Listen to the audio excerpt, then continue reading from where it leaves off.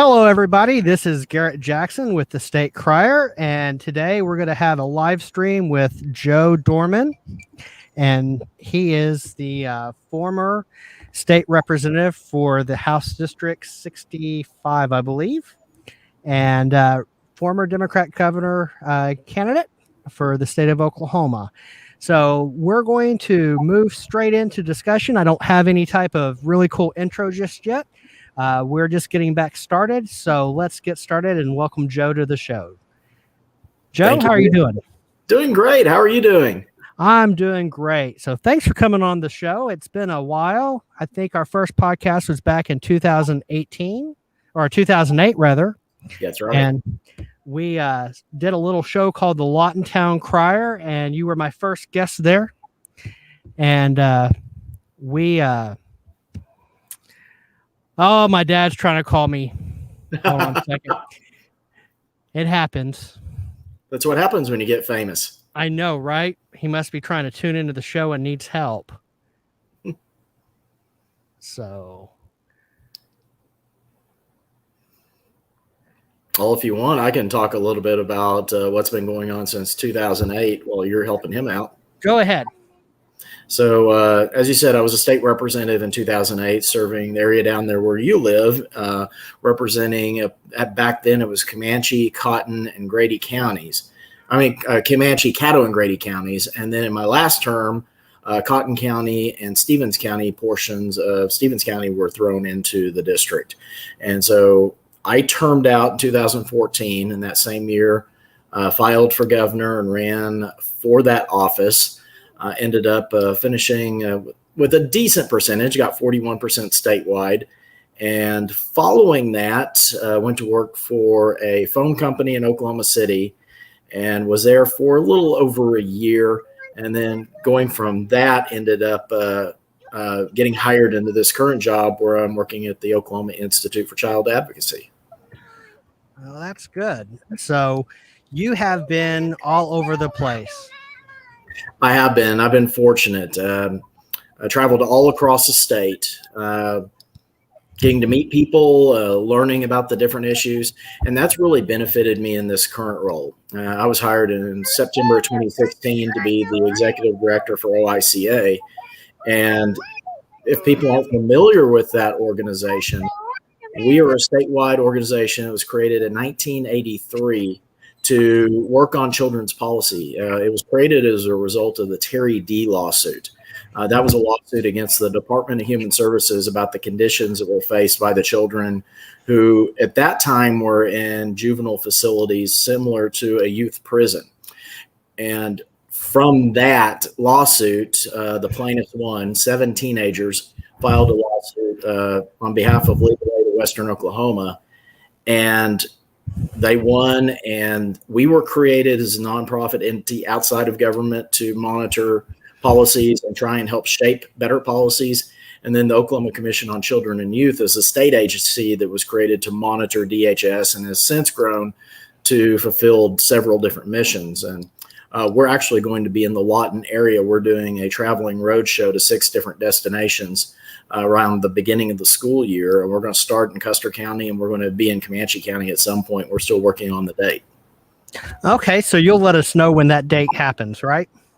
Absolutely. And we're going to try and work with media partners. We want to get engaged citizens involved. We certainly want you to be a part of this.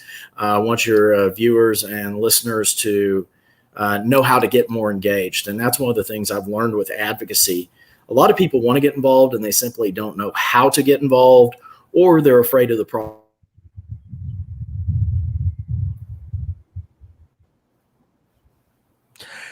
So hopefully we'll be able to help people understand better. Okay. Had a little bit of internet lag there, but I think that'll work its way out. So let's talk a little bit about your organization and some upcoming events you do have. You have the Heroes Ball coming up. I believe that's on July 30th, and you're going to have some People's Choice Awards. Can you tell us a little bit about that Heroes Ball? Absolutely. We created the Heroes Ball back in 2017. This is going to be the 5th year for it.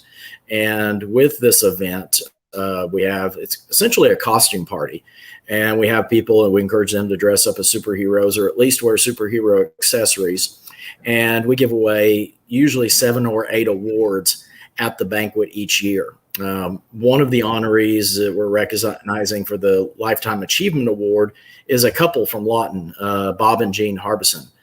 They've been tremendous child advocates through the years, and both have been very engaged, not only in the Lawton area, but statewide in improving the lives of children. So we were honored that they were willing to accept that. And our organizational advocates of the year are the assembled health departments, the front.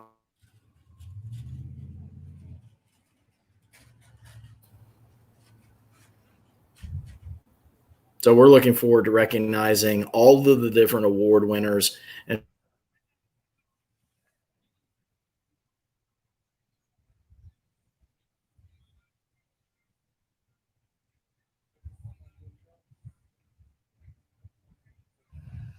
Well, it looks like we've maybe had just a little bit of internet lag. We'll give it just a second.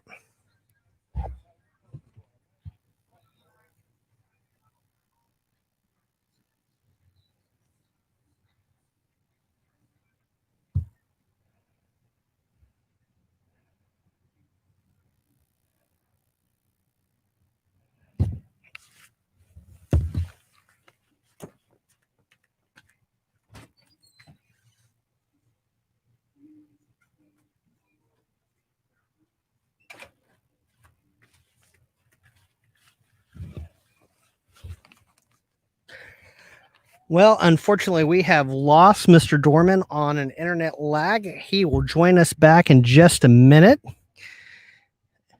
Let me see if I can.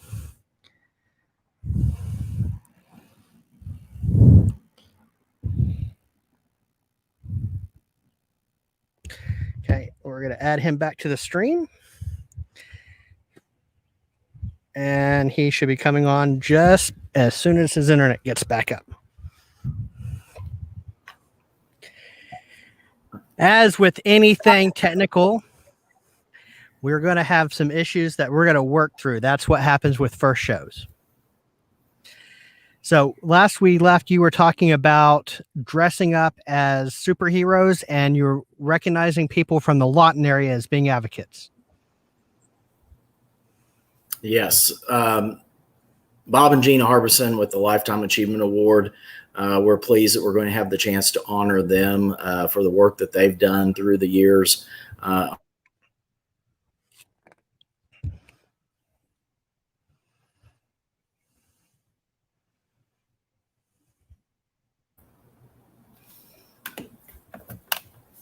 It's still acting up. I'm sorry about that. I'm not sure if it's my line or yours. I'm not sure either, but I do know that there was a DNS outage earlier today that has taken a lot of things off the internet. And one of the things that I know as being a school teacher is that flexibility is key, especially when we're dealing with technology. The infrastructure is not new, and we're asking of a lot of demands of a lot of technology that it wasn't designed for as much capacity as we're asking for it now. What we've done probably in the last 12 to 18 months with working from home with the COVID-19 pandemic, what we have for internet and computers wasn't designed for. So let's segue into real quick and come back. You're also hitting up an initiative on wearing masks, and one of the things as a child advocate you probably are concerned about is getting kids back into school. And my understanding is that you want to see students have the ability to wear a mask for not only the safety of themselves, but the grandparents and parents that they live with. Can you talk a little bit about that? That's right. And if you've seen the numbers, they're continuing to spike, and it's something that we have great concern about with re-entering the school year. One of the issues we're worried about is with children who are unvaccinated, them somehow catching COVID. And while we know that that may not be an extremely dangerous situation for them, in fact, the first child death that we saw in Oklahoma was a Lawton resident. We know that the numbers there for children suffering extreme circumstances, having to be hospitalized, has been lower than adults. But if the kids catch it and take it home, that's what we're worried about. Oklahoma is ninth in the nation for grandparents raising grandkids. If a child is to go home and infect their parents or grandparents, we know that's going to be a very tough situation that those kids and those families will face. And so keeping the kids masked up at school, and for those who have been paying attention this week, the American Academy of Pediatrics recommended that kids be masked up in schools, even if they have been vaccinated. It's just a safety precaution. We know a lot of people are complaining that they don't want the kids to wear masks, but I would offer that it's better than sending the kids back home to learn virtually. We know that everybody had the best intentions of virtual learning last year. It was something we were forced into. But if we can do everything in our power to avoid going back to a virtual school setting, that's in the best interest of the kids. It's in the best interest of the teachers to be able to do the job easier and more effectively. It's just something that I feel we need to do. The Mask Coalition, maskok.org, the coalition, we worked with almost a dozen different partners. We're still standing by that. We would like to see kids masked up in school so we can keep the school doors open. Is there any legislation right now within the state that's preventing schools from requiring mask mandates? Yes. Sorry to cut you off. There was a bill passed this last year, Senate Bill 658, that made it very, very tough for schools to pass mask policies.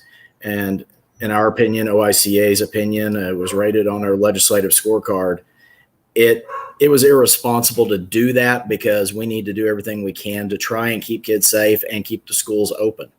What was the rationale by the legislature for passing such a measure? Was that a freedom initiative? Is that just the I don't want people to tell me what to do? What is the rationale? In my opinion, it was a knee-jerk reaction to politics of people opposed to masks, and that transferred into the situation where the lawmakers passed a bill that would have made it harder for schools to do mask policies, and it would have made it harder for the schools to keep kids safe with vaccinations. It was politics, pure and simple, and it's unfortunate that that was done because you have a lot of families out there that want their kids to be safe. And now if they want to keep their kids in school, it's not as safe a situation as it could be. What about as far as what we've seen with how certain districts have started to try to combat this COVID-19? Western Heights Public Schools right now is receiving a lot of attention because they didn't return back from virtual, from what I understand, until late March, early April. And there's a big brouhaha within the State Board of Education about that. There's now, I guess, 2 superintendents, one assigned by the State Board of Education, one assigned by the school board. Do you think that we're going to see more issues like that with different school boards and different situations where you're going to have school boards who don't take the right measures? I certainly hope not. I hope the school boards and the school administrations across the state will do what's best in these situations for kids. And if the numbers keep growing and they're not able to curtail that in the local school, then they're going to be forced back into a virtual situation. And there's just no way around it. And so doing everything you can early on to keep those school doors open and keep people safe, especially the teachers and staff at the school, many of whom have health conditions, they need to be responsible, and they need to look beyond the politics and the misinformation that's out there on social media. That's been the biggest problem. Far too many people believing what they read when it's not backed up by science and data. Well, let's talk about that real quick. One of the things about science and data is you have a number of things, specifically at the federal level, where you have, I don't want to say some fear mongering, but you have some pretty strong language coming out, some elected officials. President Biden has said some things. A lot of people are concerned about the words of Dr. Fauci. At the beginning of this whole pandemic, people were saying, don't wear a mask, and now they changed that. And a lot of people are concerned about the government hasn't always looked out for the best interest of the citizens. I can understand why some people might be hesitant to be listen to those sorts of arguments. Oh, there's no question about that. I mean, you look at the track record in the United States, Tuskegee comes to mind. You can go back further with blankets infected with smallpox. I mean, we've had a horrible track record over the years.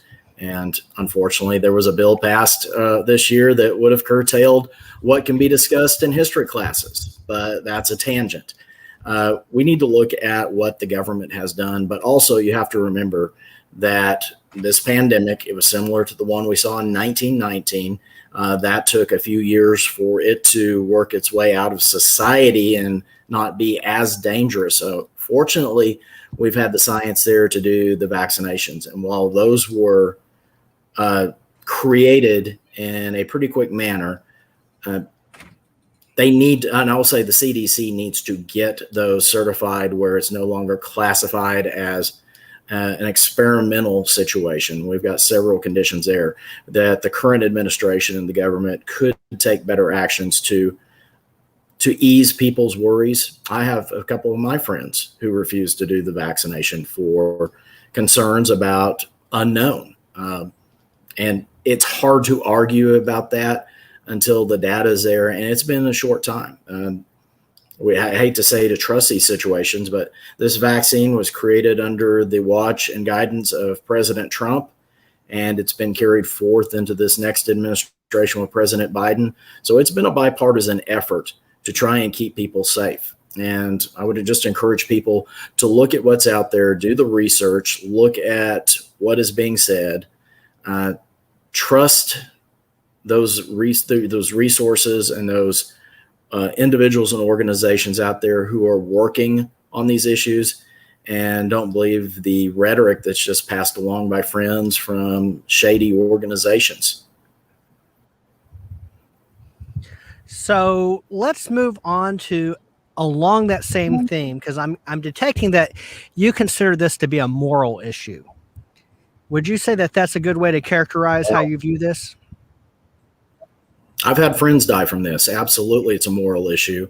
And when people shirk their responsibilities to keep others safe, that's certainly when it becomes a moral issue. I don't want to see my friends get safe. I don't want to see my friends get sick. I certainly don't want my mother to get sick. And whoever is out there, if my mom were to catch this, and she's been double vaccinated, she's safe. But if one of these variants is proving to be stronger than what the vaccine is, I mean, I would want people to be safe around her just as I am trying to be safe around others. It's common courtesy. And if you're a Christian, I think there's quite a bit in Scripture that talks about loving your neighbor, and this applies to that. Well, that is absolutely true. Now let's talk about that whole moral issue. Recently, reviewing the different interim studies that were put up by both the House and Senate here in the state of Oklahoma, there was an interesting number of interim studies that were put up that used that word moral, and that dealt specifically with the budget. In fact, your name was on some of those as a witness. Would you care to talk a little bit about what's going on with the House and those interim studies, and what are we trying to accomplish with those? Absolutely. And across the 50-year-old mark, so I'm having to put on my cheaters so I can read a little bit more. We have a couple of interim studies that are going through the process right now. And if people aren't familiar with interim studies, those are official requests by lawmakers to the leadership of each legislative body to officially study an idea, do a deep dive into it, whether it be 1, 2, or 3 hours dedicated to an issue, bring in experts to testify, and offer solutions to problems we're facing that could possibly be brought forth with a policy change. The big one that we're working on, we have it filed in both the House and the Senate. In the House, we have some pretty heavy hitters. We've got Mark Lawson from Sapulpa, who's the chair of the Appropriations Subcommittee for Human Services. And we also have Emily Virgin from Norman, who is the minority leader, the Democratic leader of the House. And then we have a third member, Kevin Wallace, who is the Appropriations chair. I believe Kevin's from Wellston. The three of them working across party lines are wanting to look at issues that would possibly be resolved through reviewing the budget as a moral document, looking at what we can do with the Oklahoma state budget as far as taking care of the issues with kids. Oklahoma voters passed a state question that put Medicaid expansion in place that would insure about 200,000 adults. OICA was involved with that discussion and that campaign because the statistics show that when adults get insured, the children in their houses are more likely to get well child visits on a regular basis. Those are the doctor's trips just to do a regular checkup for the kids. And so, as selfish as that sounds to some people, making sure those adults get insured, that helps some of those kids also get better taken care of. And we have those health issues across the spectrum in Oklahoma, whether it's rural or urban. And so trying to get kids more covered by health insurance and using that insurance that's available for them is going to be a good thing. So looking at what we can do with the budget to do a better job of taking care of foster kids, looking what we can do to take care of kids who need counseling services, do more of that preventative work, and certainly education issues are going to tie into that. Well, that's interesting as far as the interim studies and what that's hoping to accomplish. Interesting that you mentioned about foster care. If I remember correctly, U.S. Senate, not U.S. Senate, but U.S. Representative Mark Wayne Mullins, I believe, is also a foster parent, and he is, I guess, been in office about 8 years now. So he is a strong advocate for that. Have you all reached out to his office to get help from the federal side with this as well? We have, and I do want to give a shout out to Congressman Mullen. He was a speaker at one of our child advocacy chats that we hold with OICA. The chat is designed monthly to do a discussion with experts on a policy issue. And at the beginning of the legislative session, we had Representative Brian Hill from the Yukon Mustang area. He filed a bill to deal with the Chafee funding that comes from the federal level. The Chafee Act is working to try and assist those foster youth who are about to age out of the system by providing more opportunities for them to get an education, to get housing. You have to remember, a lot of these kids who age out of the system have never had a stable family life. There's no resource for them to fall back on. And far too many of these kids, instead of going to college, they end up homeless. Some commit suicide. Some are locked up in prison. The numbers there are tragic. And so this Chafee funding coming from the federal level that was passed at the federal level is going to help with that. Representative Hill filed legislation to help direct that. Now, going back to the conversation with Congressman Mullen, he was one of those individuals who filed the original bill to try and make those changes to the Chafee Act and increase that support. And so he was the first one in Congress to really tackle that and bring that forth. And on our chat, he said it was because of OICA reaching out to him about those issues, us knowing that he worked so closely with foster youth, not only in his home, but in his district and there in Congress by chairing that caucus. And so I want people to know OICA, we are a nonpartisan organization. We have Democratic members, we have Republican members. Our board is pretty evenly split. In fact, my board president's a libertarian. So we cover the spectrum on issues. We don't get involved in campaigns or the politics of elections, but we do get involved with educating those members and bragging about the good those members do in the legislature at all levels, and then talking about where they can find some improvement. Okay. So you mentioned something that I thought was kind of interesting, and we're going to go back to my wheelhouse. As you remember, I am a special ed teacher, and I deal a lot with students who have a variety of needs. You mentioned about kids who are foster who may move from one place to the next place. And there's a federal law, the McKinney-Vento Act. Do you all work at all with the different schools to help with the implementation of the McKinney-Vento Act? And can you talk a little bit about that? So to answer that directly, no, OICA does not get involved in school policies. Now, if it's something that's the overall well-being of the child, such as working to ensure that we have adequate free and reduced lunch programs, to make sure we have counseling services in the school, to make sure that the kids are safe, looking at anti-bullying initiatives. We don't get involved in curriculum or any of the activities that involve curriculum in the school. There are several organizations out there that work with the school boards, work with the teachers, work with the parents through PLAC or the Parent Teacher Association. We try and stay out of that arena, and we'll only get engaged when it comes to the well-being of the child. Okay. Well, I know that with all the number of federal and state laws that are out there, it's easy to kind of get confused about where one thing ends, the next thing begins, especially when you have a variety of different people who have different interest in responsibilities when it deals with children. And it's an interesting and yet somewhat, I don't want to say treacherous, but there is a lot of different red tape that needs to be addressed, and for people such as yourself and teachers and everything else to make sure kids get the services they need. We do. We have an initiative, a program under OICA called Chalk the Vote, which tries to get teachers engaged more with child well-being issues, and also to educate those teachers about the bills that have gone through the Capitol dealing with child well-being. And then we try and get those teachers in each classroom, in each building, in each school district to sign up to receive our newsletter. And we send out information about the policies that are going on, and then ways that the teachers can get more engaged, whether it's signing up for an absentee ballot or voting early at your county election board. We want to make sure that teachers have a stronger voice when it comes to those elections, because we know these teachers in each community oftentimes are considered the leaders of that community, and we want them to be engaged. And it's tough. A lot of teachers work from 7 to 7, and it's tough for them to vote on election day sometimes.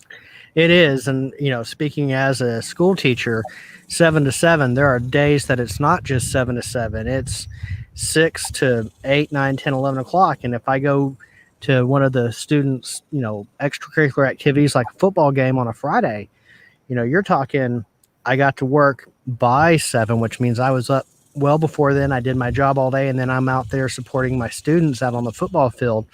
And if that town is an out of town game and we get back at midnight, 1 o'clock, that's quite a commitment that teachers make right there. So that's absolutely the case. So I think back to the teachers that helped shape my life. I was fortunate from kindergarten through my 12th year in Rush Springs. I had wonderful teachers, and still keep in contact with many of them. One of them, Barry Foster, was a coach in Rush Springs, and then several other communities, even closer to Lawton. He died of COVID earlier this year, and that was just tragic to lose someone like him, who was not only active in our community, but active in the coaching circles, and was certainly a strong voice for inspiring many young people. And I have the same experience with, teachers I went to school with. I graduated from Duncan High School and went K through 12 there. And I keep in touch with some of my teachers.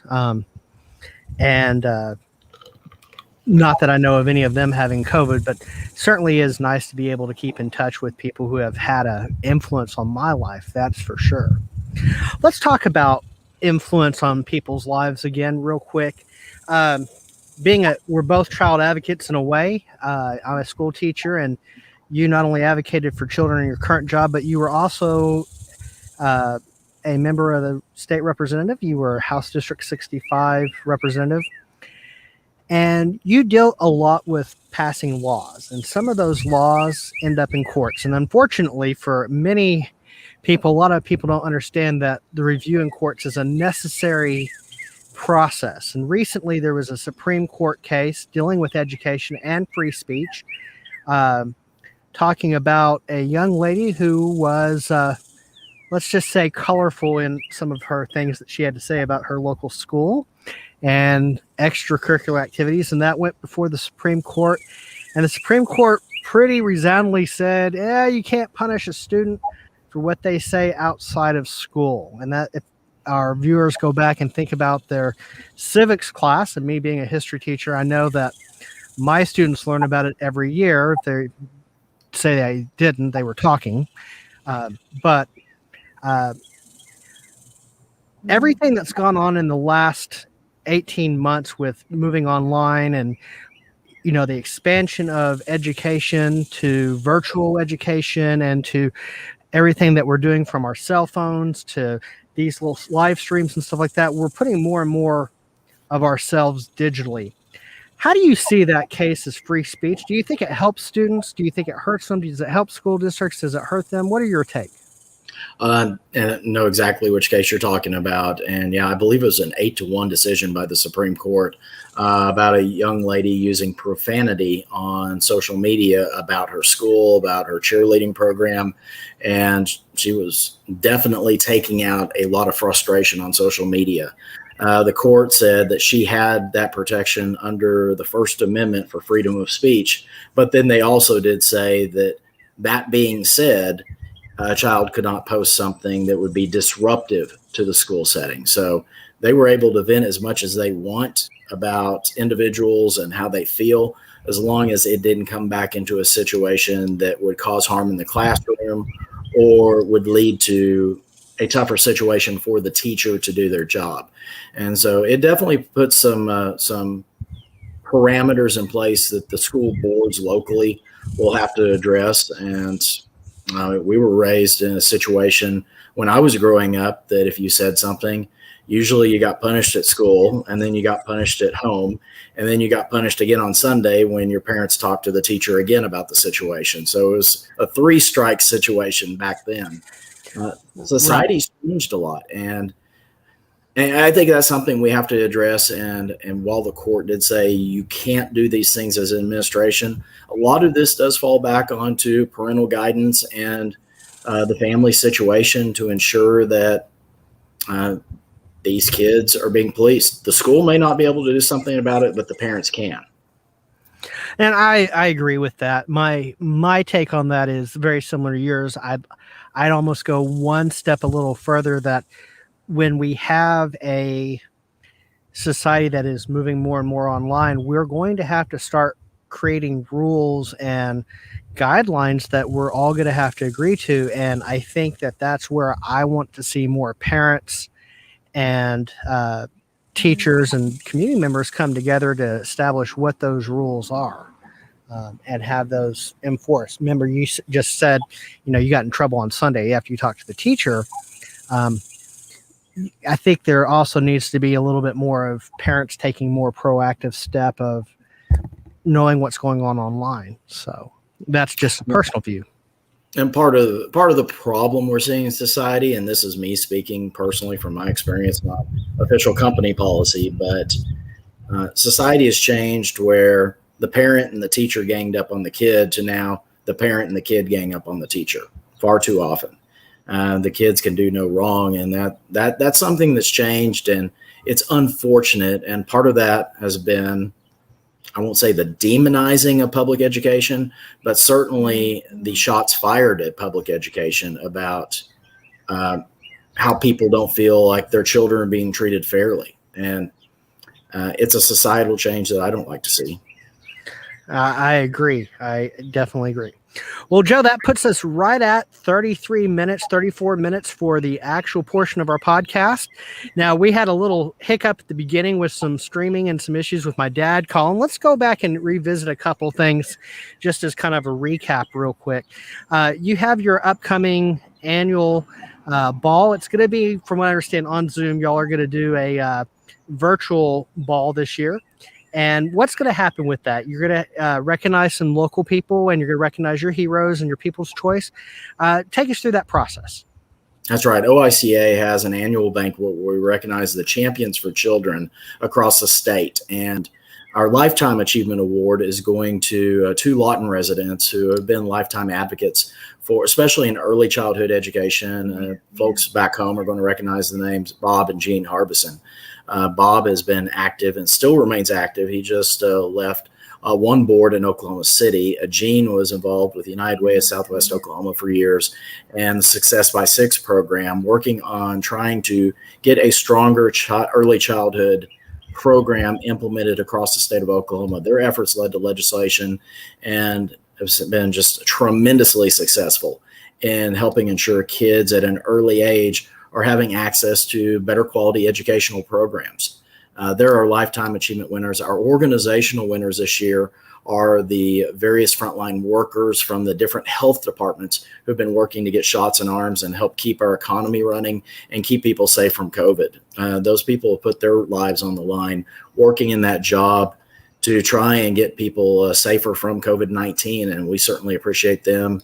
And then we have several other individual awards that are going to be given out. We do have two that if you go to oica.org, you can vote in the Ann Roberts People's Choice Award. That is an award where we take nominations from individuals about who should be the individual and the organizational child advocate of the year. Our board narrows it down to 5 or 6 finalists, and we do have 6 finalists in both the individual category and the organizational category.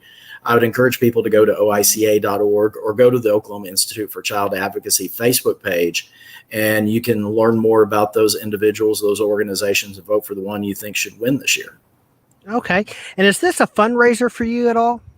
This is a fundraiser, and as you pointed out, there is a virtual component. The event will be Friday, July 30th. It starts at 7 p.m. We will broadcast it on Zoom with tickets that are sold to individuals, and we know a lot of the Lawton folks may want to watch Bob and Jean's presentation. It's going to be tough to make it to Oklahoma City, so we'd encourage them to get the virtual ticket and watch on Zoom. But we also have venues set up in Oklahoma City and Tulsa. We're doing a simulcast event this year from 2 different venues. And it's going to be our first attempt to do this. Last year, we actually won a national award from Reagan Communications for the best virtual event of 2020. And so that's something when the whole world was forced into a virtual situation, we felt pretty proud that our small nonprofit won this national award. And so we're still going to have that component in place. We would encourage people to get on there and take a look at it. OICA.org, again, is where you can vote for the People's Choice Award and where you can buy your Zoom virtual ticket and watch the event. It should run from about 7 to 9 on Friday, July 30th. Okay. That's awesome. I really like that. This next year, I mean, it's too late for me to do anything like that with it being the middle of the summer, and I've got other plans. However, for next year, I'm going to be trying to get some tickets to that for sure. So right. It's always the final Friday in July. So we have people try and save that. And we do it at that time because it's just about the time we're kicking back into the school year. And it seems like a good time for people to be able to attend. And the best part, for those that come in person, it's a costume party where we encourage people to dress up as their favorite superhero. So it's a lot of fun. And yes, it is our major fundraiser. We raise between 1/4 and 1/3 of our annual operating budget from this event. So even if people can't attend and they want to send a donation, we certainly wouldn't turn that down to help support our advocacy work that goes on year round. That's awesome. And I appreciate everything that you do. Joe, thank you for coming on the show, our inaugural State Crier podcast live stream. Can we count on you to come back again in the future? Absolutely. And one of the things we didn't cover is where have you been over the last few years? And I think a lot of people would be very interested to learn about your experiences of what you've gone through. Well, we can take a few minutes and discuss that. So in backing up, when I started the Lawton Town Crier podcast in 2008, I would say fairly successful in getting a following and doing some really cool interviews and some articles and stuff. And life is one of those things that happens if you let it. And I ended up taking care of my mother for a number of years, and that project had to go by the wayside while I took care of her.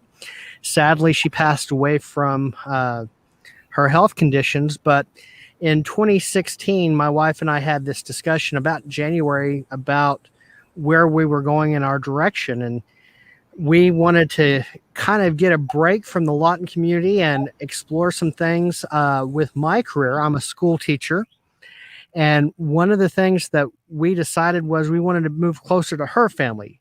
And my wife, for those of you who don't know, is from the Philippines. So I first said Altus, that's closer. And my wife, not liking my sense of humor, said, no, let's find something. And I applied and was hired by this Commonwealth of Northern Mariana Islands, which is a U.S. Commonwealth just north of Guam. and I worked as a special ed teacher and department chair at Saipan Southern High School for the 4 years from 2016 to 2020. And along the way, we had a little boy, which y'all saw earlier, and I was getting on to for coming out here.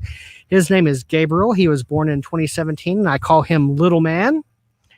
And during that time, as a school teacher, I had no desire to get a master's or anything like that, but I took a look around and decided I needed a master's to improve, and I got a master's in autism and developmental disability from the University of Texas, the Permian Basin campus, and I went on and got an education specialist degree, which is not a well-known type of degree in curriculum design, instruction, and special ed. And an EDS, it's about half a doctorate without a dissertation.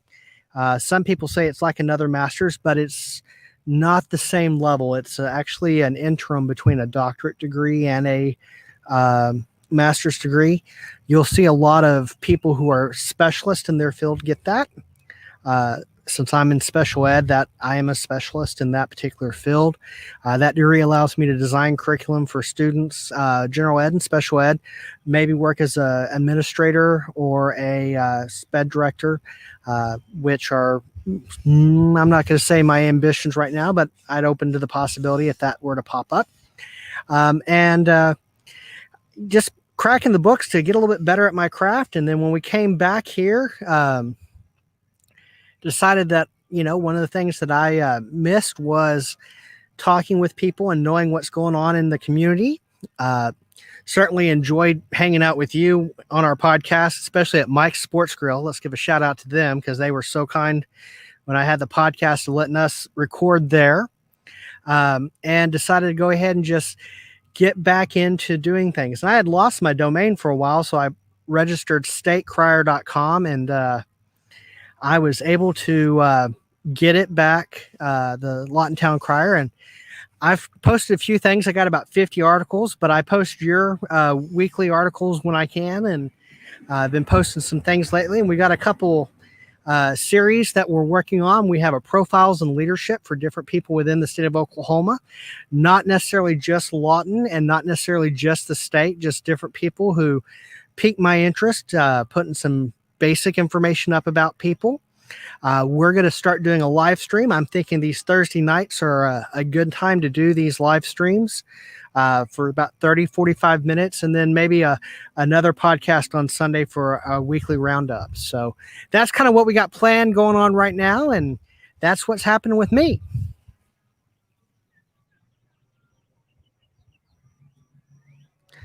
I believe you're muted, Joe. I am. I did that so my dog wouldn't bark in the background. Sorry about that. That was quite an adventure, and it's a lot of people knew where I've been because I've still been active out there, but I know a lot of people were curious where you've been, what adventures you had been following, and where the path had taken you. And it's good to have you back in Lawton, and it's certainly good to have you back doing these podcasts because they are very informative, and I think they bring a lot of information to people that may not get elsewhere.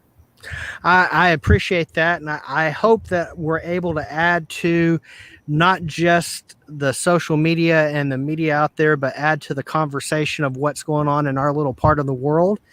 And I think with the direction of not just Lawton Town Crier, but going State Crier, I think Oklahoma is just small enough to be a good corner of the world, but large enough to where we have plenty of topics to discuss and a lot of good things to really shout out about our state.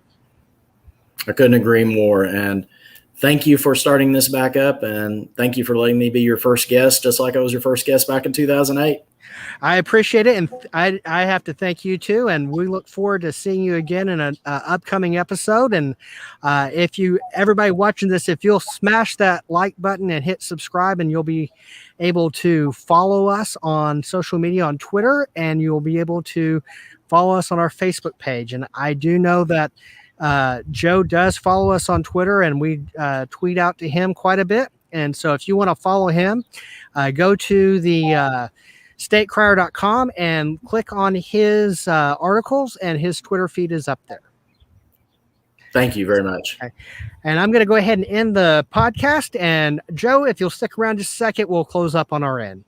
So everybody, I'd like to thank everybody for joining us tonight. And if you have any questions, feel free to reach out. My email is garrett.jackson at statecrier.com.